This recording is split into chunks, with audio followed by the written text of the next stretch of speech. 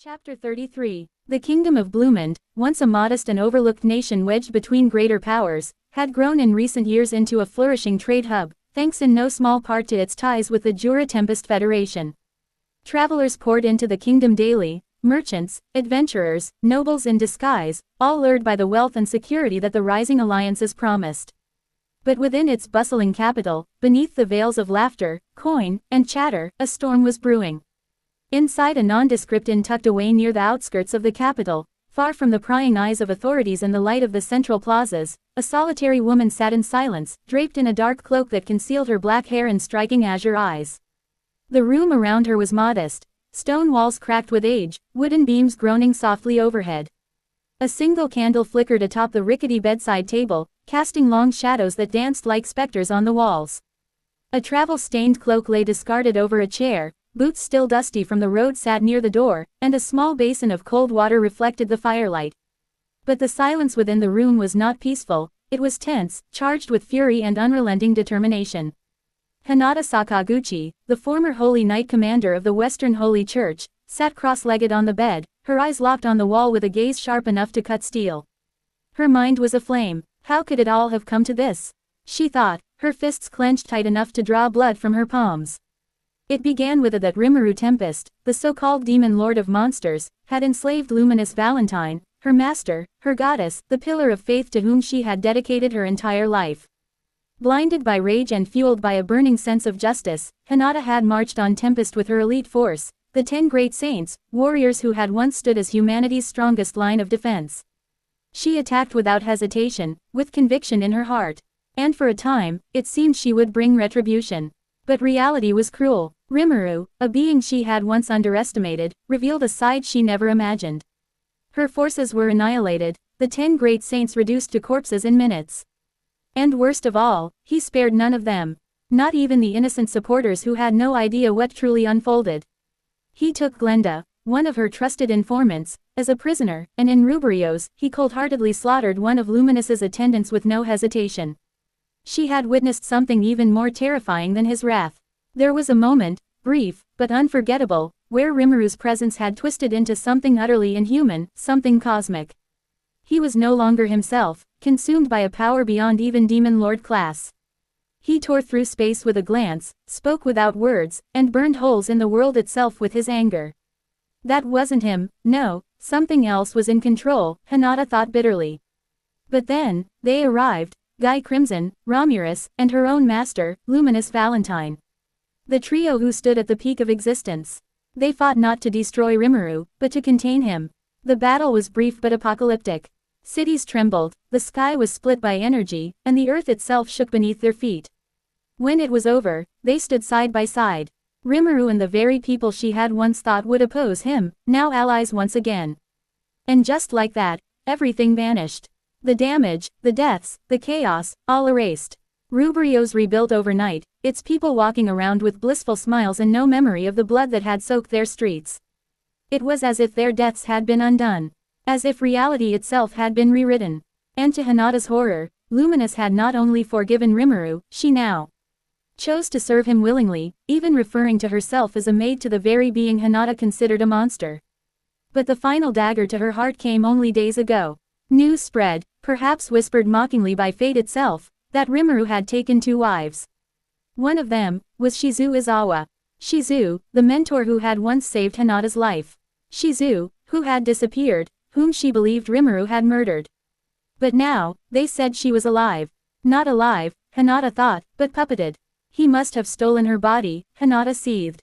He forced some demon to inhabit it, to desecrate her memory. Her hands trembled with fury as she sat on the edge of the creaky bed, gripping the hilt of her holy sword, the blade's silver surface glinting in the candlelight. I should have killed him when I had the chance, she muttered under her breath. Everything, all of this is wrong. That thing, whatever he's become, is not the same Rimuru. It can't be. She had fled here, to Bloomend, not just to recover, but to plan. To wait. She had heard of a festival, one set to take place in Tempest. A grand spectacle to commemorate its founding and reveal Rimuru's family and forces to the world. Perfect, she thought darkly. He'll be surrounded by his pride, his arrogance. All eyes will be on him. That's when I'll strike. I'll end him in front of everyone. No more whispers. No more lies. Just justice, by my hand. A sharp breath escaped her lips as she stood, letting her cloak fall to the floor. Her silver armor shimmered beneath it, elegant, radiant, blessed by Luminous herself. She walked to the window, opening the creaking shutters just slightly. The moon outside hung heavy and full. "I'll make the world remember who Hinata Sakaguchi is," she whispered. "I'll be the one who ends the ruler of monsters." And just as she turned back toward her bed, ready to sheath her sword and prepare for the coming storm, she froze. A presence entered the room. Not physically. No sound. No door. No footsteps. But something entered her space. Her very mind. A voice. Smooth, deep, feminine, and yet laced with something unnatural, a chilling undertone that made the candle's flame flicker and her heartbeat stop. "Hello, Hinata Sakaguchi." The sword in her hand felt suddenly heavy. Sweat trickled down her back. Her instincts, razor sharp and honed over years of combat, screamed at her. This voice was danger incarnate. And she was no longer alone. It wasn't the kind of greeting that came from curiosity or politeness. No, it was intimate. Calculated. Dangerous. Hinata's voice cut through the quiet, sharp and demanding. "Who are you? Show yourself." For a moment, there was nothing. Then, the voice returned, smoother now, amused by the tension it had caused. "My identity does not matter." Hinata scowled, lowering her sword just slightly, eyes sweeping the room. "Then what do you want with me? You're clearly not human. Why hide if you mean no harm?" The candle flickered violently, and the voice chuckled softly. "You want to kill Rimuru Tempest, don't you?" That name made her blood boil. Her grip tightened on the hilt of her blade, knuckles whitening. "Yes," she hissed. "I want to end him. Not just for Luminous. Not just for Shizu-sensei. But for everything he's taken, everything he's become. Then we have a shared goal." The voice grew more focused now, more present, as though it was getting closer, though there was still no sign of a body, no figure to pin the sound to. "Tell me who you are," Hinata growled again. "And why I can't see you. I am Ivaraj. This is merely my spiritual form, what remains of me until I can walk the world again."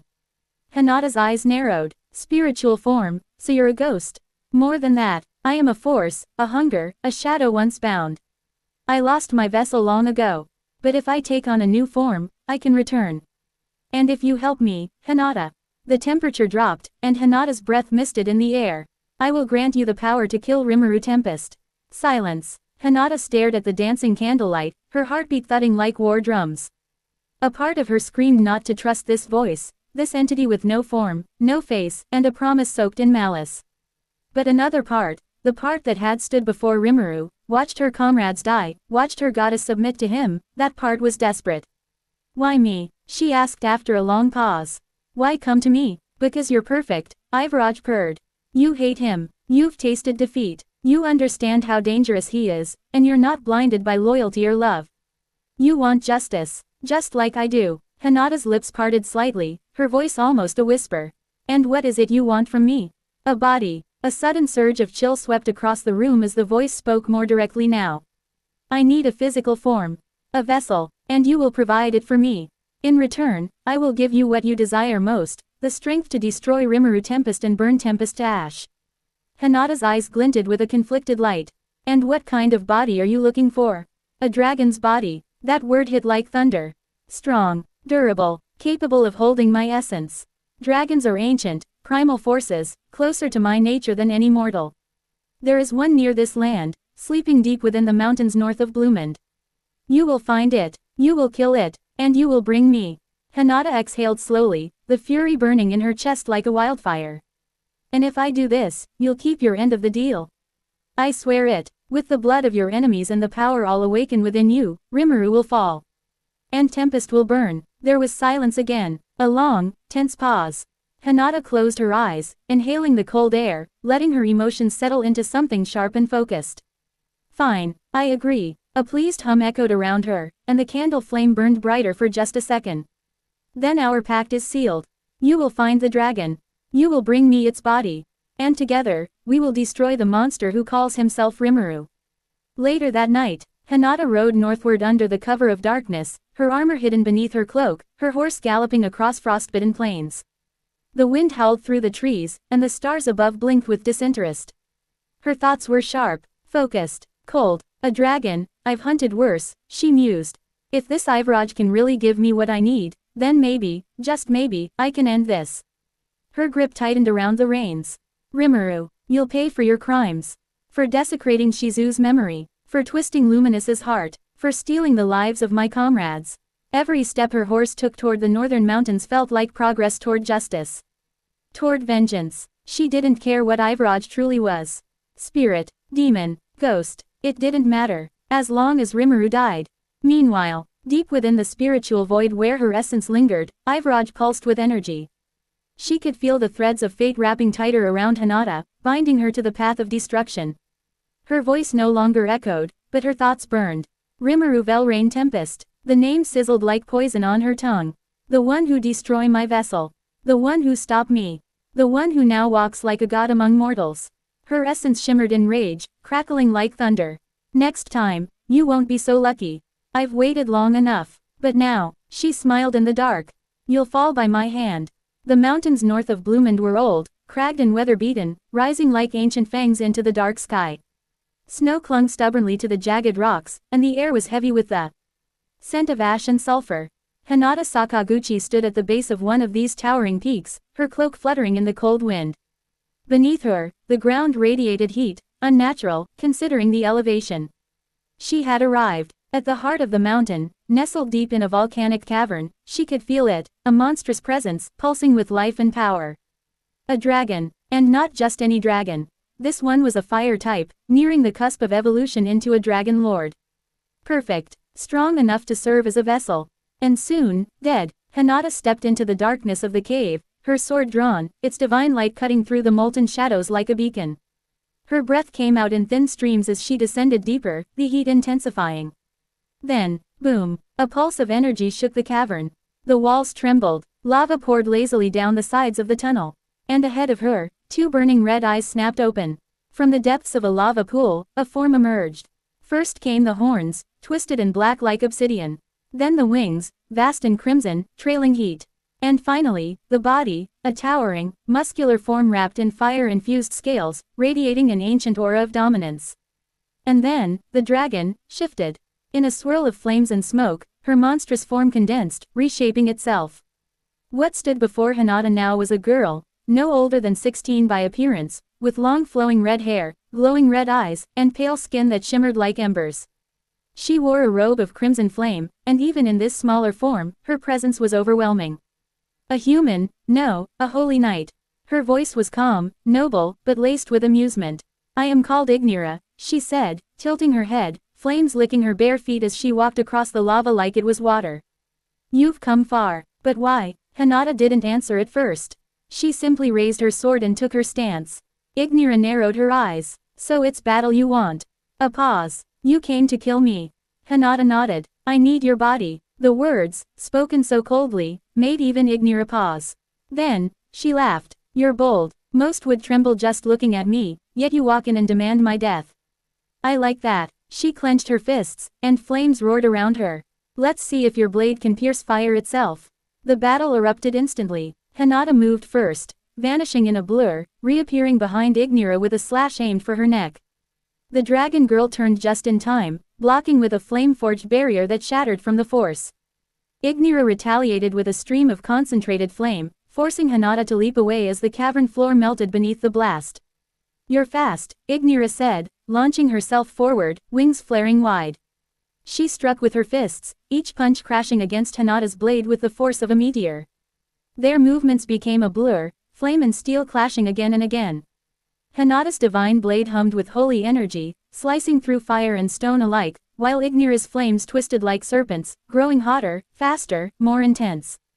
The cavern began to collapse from the pressure. Lava surged from the cracks in the earth, and molten boulders fell from the ceiling. Still, neither backed down. You fight well, human, Ignira grinned, her hair now floating around her like wildfire. But do you even know what you're doing? Do you understand the power you're stealing? Hinata didn't hesitate. I don't care. You're just a tool, a vessel for something greater. Ignira's smile faded. I'm not just a tool. She roared, and in an instant, she returned to her full dragon form, immense, magnificent, surrounded by a vortex of fire. Hinata launched herself upward, using divine bursts to ascend, slashing at the beast's neck.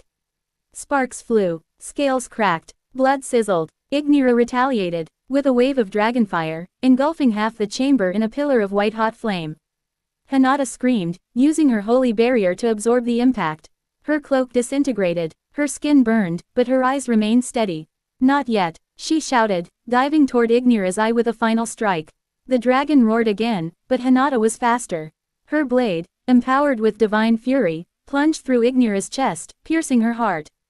The flames stuttered, the dragon fell. Ignira crashed to the ground, shifting once more to her human form. She lay on the molten floor, blood pooling beneath her.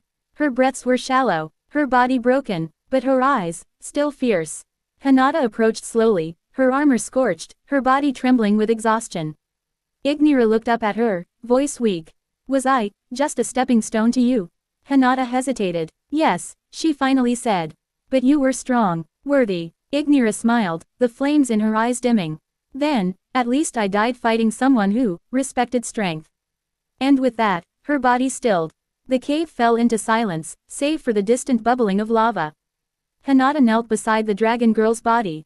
Her sword was soaked in blood. Her heart, oddly, felt heavier than it should have. It's done, she thought. Ivaraj, I've delivered the vessel. The air was heavy, laden with the scent of scorched rock and dragon's blood. Hinata stood quietly over the still form of Ignira, the once proud dragon who now lay silent and broken in her human guise. Her chest rose and fell gently, almost peacefully, if not for the gaping wound where Hinata's blade had pierced her heart. And then, a voice. Well done, Hinata Sakaguchi. Hinata's eyes sharpened. The voice was like silk laced with poison, soothing yet chilling. You killed her, Ivaraj spoke, her voice echoing inside Hinata's mind. Without destroying the vessel. Impressive. Hinata narrowed her eyes and looked around, still not sensing a physical presence. You're watching everything. Where are you? Still in spirit form, for now, Ivaraj purred. But that is about to change. Hinata raised a brow. You're going to take the body. Of course. This body is strong, fresh, and still warm with divine flame. It's ideal for my rebirth. She could feel something, shifting. Like the temperature itself lowered around her. Then, a wind of black and violet mist spiraled above the corpse. The air rippled as an ethereal form emerged, a silhouette made of purple light and dark magic. Slowly, it began to descend. The mist entered the lifeless shell of Ignira, flooding her veins like a cursed river. Her fingers twitched, her lips parted, her body glowed with demonic energy as the transformation began. Flames licked around her, but they turned from red to violet. Her hair shifted, becoming a long cascade of snow-white silver, tied into twin ponytails that flowed like strands of moonlight. Her skin turned pale, almost porcelain. Her red eyes shifted into deep, otherworldly violet, gleaming with power and malice. She looked no older than 15 now, young, elegant, and utterly inhuman. Hinata stared in silence. You look like a child. Ivaraj smirked, her voice now audible without the need for spiritual projection. This form is adaptable. A vessel isn't bound to its original shape when I'm in control. She stretched her arms and flicked her fingers. The cavern trembled subtly in response. Then, less than notice, individual Ivaraj has acquired the ultimate skill, Dominion Queen Lilith greater than. The voice of the world. Hinata froze. Even she recognized that sound. An ultimate skill. Ivaraj blinked. For a second, even she was surprised. Then her expression curled into a grin of delighted wickedness. Oh, what a gift. The knowledge of the skill flooded into her, as if it had always been there, etched into her soul. She understood it immediately. Dominion Queen Lilith. A power of absolute control, authority, and manipulation. Not just over magic or people, but over will itself. She could bend emotions, rewrite loyalty, whisper lies into the very core of someone's being and make them truth.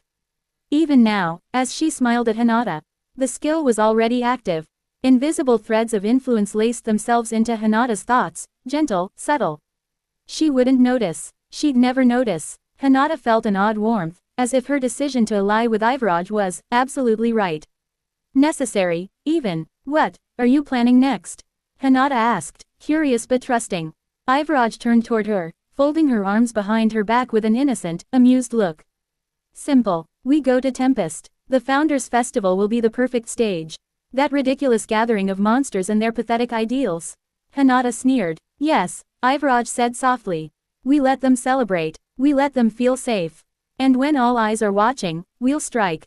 She stepped closer, her violet eyes shining with promise. We'll kill Rimuru Tempest in front of his people. In front of the world. And tear that fake kingdom apart. Hinata clenched her fist, fire burning in her heart. I've waited for that moment. I'll make him bleed. Oh, you will, Ivaraj whispered, placing a hand lightly on Hinata's shoulder. Together, we will rewrite the fate of this world. Hinata nodded, her will seemingly stronger than ever, but beneath it, deep within her subconscious. Ivaraj's skill worked quietly. Her thoughts, her hatred, her loyalty, were no longer entirely hers. To Hinata, Ivaraj was a powerful new ally. But in truth, she was now nothing more than a tool of the Dominion Queen. And as Ivaraj turned her gaze to the horizon, her new silver hair glowing in the lava light, she smiled. Rimuru Velrain Tempest, she whispered to herself, her voice like velvet.